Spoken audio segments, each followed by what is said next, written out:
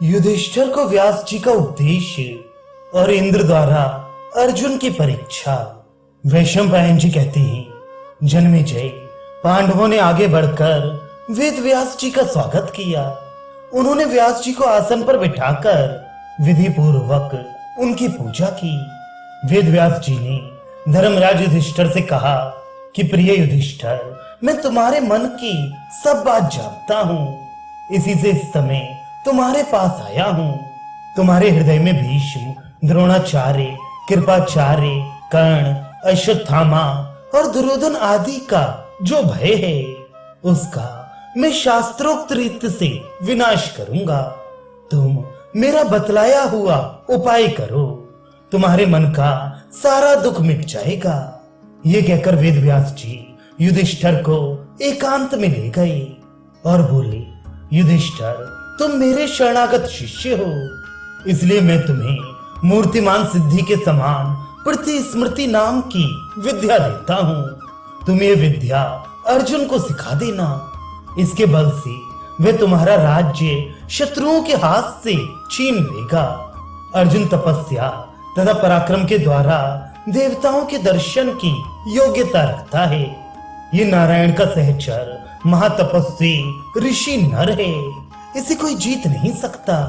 यह अच्युत स्वरूप है, इसलिए तुम इसको अस्त्र विद्या प्राप्त करने के लिए भगवान शंकर, देवराज इंद्र, वरुण, कुबेर और धर्मराज के पास भेजो। ये उनसे अस्त्र प्राप्त करके बड़े पराक्रम का काम करेगा। अब तुम लोगों को किसी दूसरे वन में जाकर रहना चाहिए, क्योंकि तपस्वियों को चिरकाल तक एक स्थान पर रहना दुखदायी हो जाता है। ऐसा कहकर भगवान वेद व्यास ने राजा युधिष्ठिर को प्रतिस्मृति विद्या का उपदेश किया और उनसे अनुमति लेकर वे वहीं अंतर्धान हो गए। धर्मात्मा युधिष्ठिर भगवान व्यास के उपदेशानुसार मंत्र का मनन और जप करने लगे। उनके मन में बड़ी प्रसन्नता हुई। वे अब द्वैत वन से चलकर सरस्वती तटवर्ती काम्यक वन में आए। वेदज्ञ और तपस्वी ब्राह्मण भी उनके पीछे पीछे वहां आ पहुंचे। वहां रहकर पांडव अपने मंत्री और सेवकों के साथ विधि पूर्वक पितर, देवता और ब्राह्मणों को संतुष्ट करने लगे। धर्मराज ने एक दिन व्यास जी के आदेशानुसार अर्जुन को एकांत में बुलाया और बोले, अर्जुन, भीष्म, द्रोणाचार्य, कृपाचार्य, कर्ण, अश्वत्थामा आदि अस्त्र शस्त्रों के बड़े मर्मज्ञ हैं। दुर्योधन ने सत्कार करके उन्हें अपने वश में कर लिया है। अब हमें केवल तुमसे ही आशा है। मैं इस समय तुम्हें एक अवश्य कर्तव्य बतलाता हूँ। भगवान वेदव्यास ने मुझे एक गुप्त विद्या का उपदेश किया है। उसका प्रयोग करने पर सब जगत भली भांति दिखने लगता है। तुम सावधानी के साथ मुझसे वह मंत्र विद्या सीख लो और समय पर देवताओं का कृपा प्रसाद प्राप्त कर लो। इसके लिए तुम दृढ़ ब्रह्मचर्य व्रत धारण करो तथा धनुष, बाण, कवच और खड्ग लेकर साधुओं की तरह मार्ग में किसी को अवकाश दिए बिना उत्तर दिशा की यात्रा करो। वहां तुम उग्र तपस्या करके मन को परमात्मा में लीन करते हुए देवताओं की कृपा प्राप्त करना। वृत्रासुर से भयभीत होकर देवताओं ने अपने सब अस्त्रों का बल इंद्र को सौंप दिया था, इसलिए सारे अस्त्र शस्त्र इंद्र के ही पास हैं। तुम इंद्र की शरण में जाओ, वे तुम्हें सब अस्त्र देंगे। तुम आज ही मंत्र की दीक्षा लेकर इंद्रदेव के दर्शन के लिए जाओ।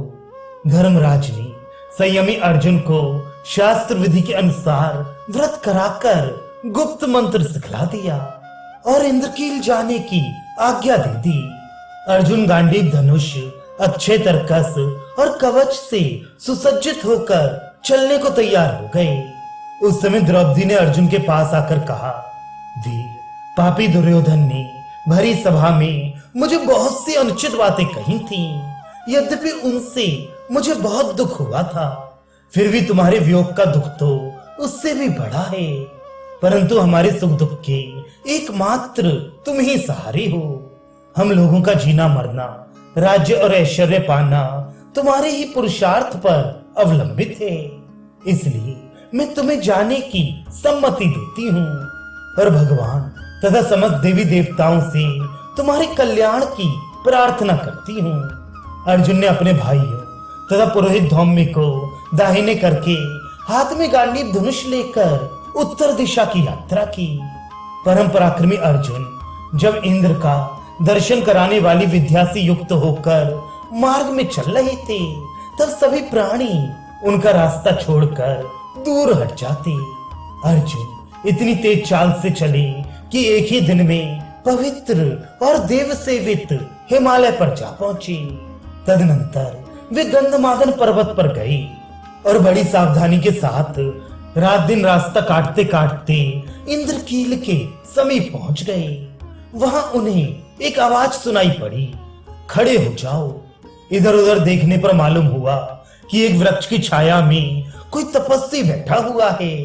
तपस्वी का शरीर तो दुबला था, परंतु ब्रह्म तेज से चमक रहा था।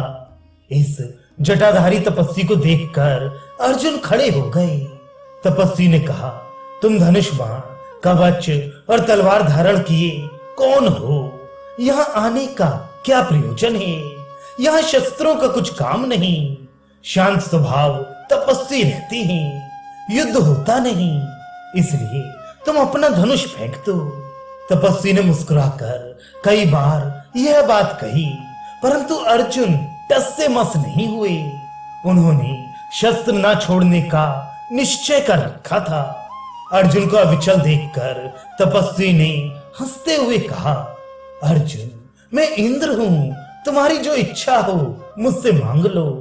अर्जुन ने दोनों हाथ जोड़कर इंद्र को प्रणाम किया और बोले, भगवान मैं आपसे संपूर्ण अस्त्र विद्या सीखना चाहता हूँ, आप मुझे यही वर दीजिए। इंद्र ने कहा, अब तुम अस्त्रों को सीखकर क्या करोगे? मन चाहे ऐश्वर्य भोग मांग लो।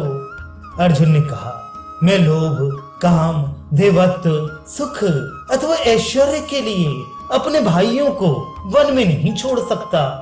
मैं तो अस्त्र विद्या सीखकर अपने भाइयों के ही पास लौट जाऊंगा।